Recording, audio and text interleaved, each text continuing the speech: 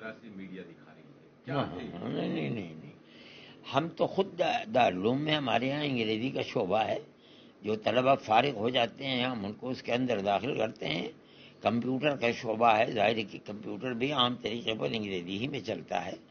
ہمیں اس سے ہمارا جو کورس ہے، نصاب تعلیم ہے، جو کتابیں ہیں وہ ہمیں اس کی اجازت نہیں دیتی کہ ہم ان کے ساتھ کسی دوسری چیز کو پڑھیں، اس لیے کہ ہم 6 گھنٹے پڑھاتے ہیں۔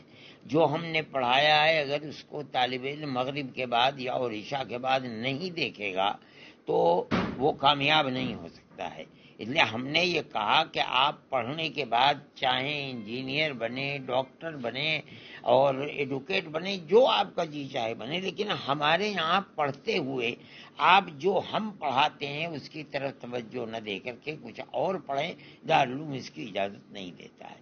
اسی لیے جو ہم نے انگریزی کا شعبہ طے کیا تھا وہ ہم نے یہ طے کیا تھا کہ ہمارے کورس کو شروع کرنے سے پہلے ہم اس کو 5 سال دیں گے اس کے لیے کہ وہ حفظ قرآن کرتے کرتے، اور بعد میں جو ہمارا 5 سال کا کورس ہے جس میں ہم انگریزی، ہندی، جغرافیہ وغیرہ پڑھاتے ہیں، اس کے اندر ہم اس کو 10ویں پاس کرا دیں گے۔ جس دن سے عربی تعلیم شروع ہوگی ہم کوئی چیز نہیں پڑھاتے۔ اب یہ لوگ آ گئے ہیں، دوسرے لوگ، انہوں نے یہاں سینٹر قائم کر دیے گئے ہیں، وہ طلبہ سے فیس بھی لیتے ہیں اور پڑھاتے ہیں۔ نتیجہ اس کا یہ ہوگا کہ طالب علم ہماری تعلیم کو نہیں پڑھے گا، ان کی طرف توجہ کرے گا۔ جو مغرب کے بعد اور عشاء کے بعد کا وقت ہے وہ اس کے اندر لگائے گا، تو ہمارے مدرسے کی تعلیم تو دوسرے درجے کی ہو جائے گی۔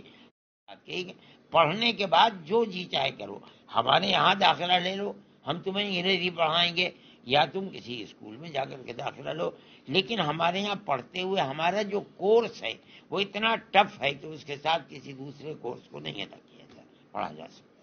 بھائی اتنی بات ہے ہماری۔ جس طرح سے میڈیا دکھا رہی ہے اس کو مطلب کہنے کا پرتیبند لگا دیا ہے، نیا فرمان جاری کیا ہے؟ نہیں، نیا فرمان ہمارا ہمیشہ یہی فرمان ہے۔ دارالعلوم کا یہ قانون ہے کہ دارالعلوم کے کورس کے ساتھ کوئی دوسری تعلیم نہیں ہو پائے گی، اس کو قبول نہیں کیا جا سکتا، ورنہ تو یہ کورس پورا نہیں ہو پائے گا۔